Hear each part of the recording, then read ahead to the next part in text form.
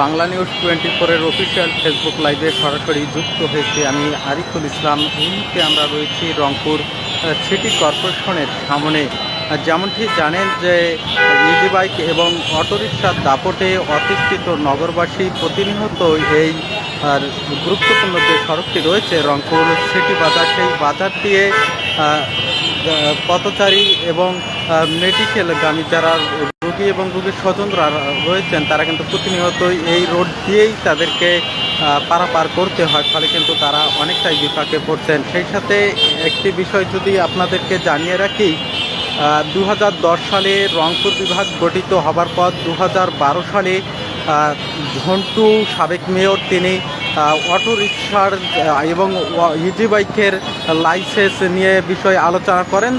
ডিসেম্বরে সেটি কার্যকর করা হয় এবং প্রায় 4000 অটোরিকশা এবং ইজি বাইককে সেই লাইসেন্স দেওয়া হয়। পরবর্তীতে সেটি ধাপে ধাপে 2026 সালে এসে 5300টি লাইসেন্স দেওয়া হয় ইজি বাইক এবং অটোরিকশাকে। সেটি কিন্তু আমরা দেখেছি রংপুরের আয়তন ক্ষেত্রে সেটি নির্ধারণ করে 5300 অটোরিকশা এবং ইজি বাইককে দেওয়া হলেও কিন্তু এই গুরুত্বপূর্ণ যে সড়কটি রয়েছে রংপুর সিটি বাজারে সেখানে প্রায় 60 থেকে ৭৭ হাজার অবৈধ অটোরিকশা এবং ইজি বাইক চলাফেরা করছে। ফলে কিন্তু সাধারণ মানুষ এবং পথচারী দূর দূরান্তের, বিশেষ করে আমরা দেখেছি রংপুর মেডিকেল কলেজ হাসপাতাল সহ বেসরকারি যে হাসপাতালগুলো রয়েছে সেখানে প্রতিনিয়ত এই রোড দিয়েই যেতে হয় রোগীর গাড়ি, অ্যাম্বুলেন্স সহ বিভিন্ন কর্মস্থলের মানুষ কিন্তু এই রোড দিয়ে পারাপার করেন। ফলে কিন্তু অনেকটাই বিপাকে পড়ছেন, কারণ জাহাজ কোম্পানি মোড় থেকে মেডিকেল মোড় মাত্র 3 কিলোমিটার হলেও কিন্তু যে জায়গায় 5 থেকে 7 মিনিট লাগার কথা ছিল সেখানে 35 থেকে 40 মিনিট লাগছে। এমনকি যদি জ্যামে করতে হয় সেখানে 1.5 থেকে 2 ঘন্টা পর্যন্ত অতিবাহিত করতে হয় এই রোডটিতে। তবে আমরা দেখেছি দুপুরের দিকে একটু যানজট কম থাকলেও প্রশাসনের তৎপরতায় সেটি বিকালে কিন্তু বেড়ে অনেকটাই দাঁড়িয়ে যায়। সে কারণে কিন্তু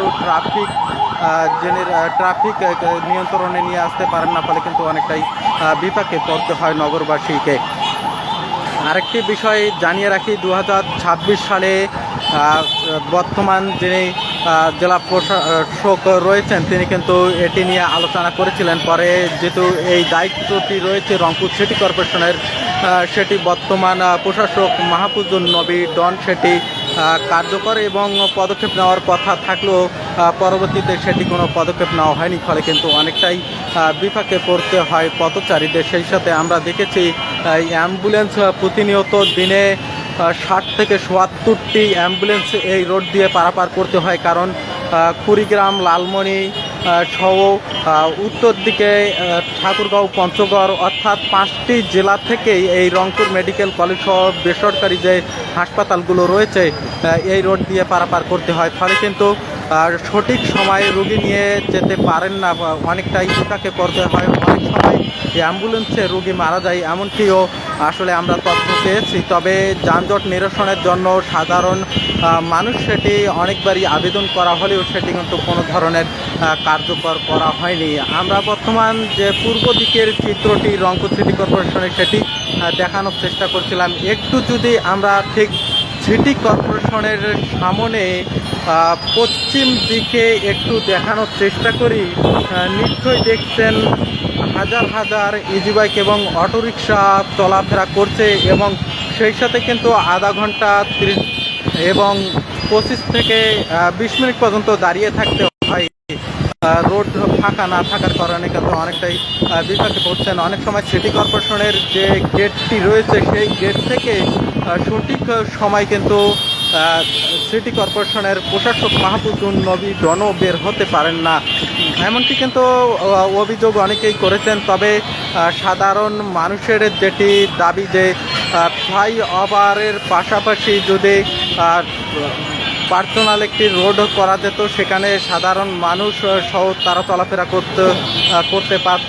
এছাড়াও অ্যাম্বুলেন্স সহ দূরপাল্লার যে যানবাহন রয়েছে সেটি বাইপাস একটি সড়ক করা হলে হয়তোবা সেই যানজট থেকে নিরসন মুক্তি পেতে পারে নগরবাসী, এমনটি আসলে তারা বলবার চেষ্টা করছেন। এছাড়াও আমরা দেখেছি বিভিন্ন সময় বিভিন্ন আন্দোলন, বিভিন্ন বিক্ষোভ এবং মানববন্ধন, স্মারকলিপি সহ বিভিন্ন কার্যক্রম হাতে নিয়েছিল নগরবাসী। সেটি সিটি কর্পোরেশনকে সেই স্মারকলিপি দিয়েছিলেন, এরপরও কোনো কাজ হয়নি, ফলেও নগরবাসী অভিযোগ করছেন। একটু আগে আমরা নগরবাসীর 4-5 জনকার সঙ্গেও আমরা কথা বলবার চেষ্টা করেছিলাম, তারা ঠিক এমনই অভিযোগ করছেন। তবে আমরা দেখেছি জাহাজ কোম্পানির মোড় থেকে মেডিকেল মোড় 3 কিলোমিটার দূরেই যে রোডটি রয়েছে সেটি কিন্তু যানজট সব সময় লেগে থাকে। তবে দুপুরের দিকে একটু আইন শৃঙ্খলা তৎপরতায় একটু ফাঁকা থাকলেও কিন্তু 3টার দিক থেকে একেবারে যানজটে পরিপূর্ণতা হয়ে যায় নগরবাসী।